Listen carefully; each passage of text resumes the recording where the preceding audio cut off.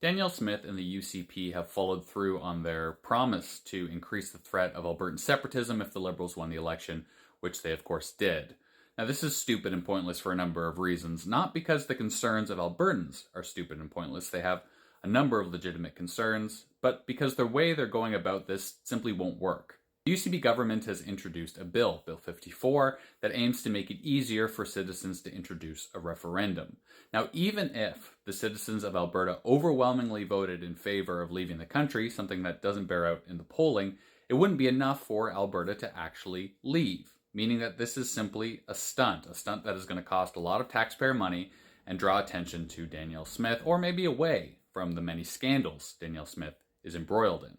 So why wouldn't it be enough? Well, even if the Albertan citizens voted to leave the country, Confederation is not that weak. It would then go to the federal government and a national referendum, which almost certainly would be shot down. Beyond that, Alberta doesn't own all of Alberta.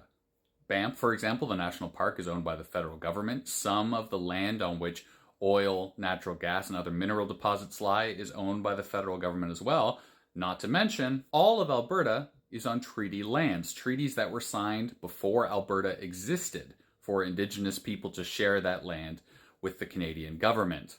So Alberta doesn't own any of Alberta, meaning they can't take it with them and join another country because it doesn't belong to them.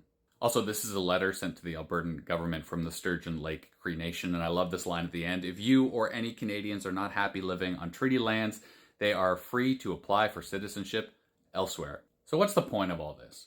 If you're using the threat of separation to get what you want, but there's no credible threat of you actually separating, what's the point? Well, you're certainly not going to get anything that was going to help Albertans, but what it does do is create the kind of division that keeps people like Danielle Smith in power, even when she's embroiled in a number of scandals where she quite clearly chose her own personal gain over the good of Albertans.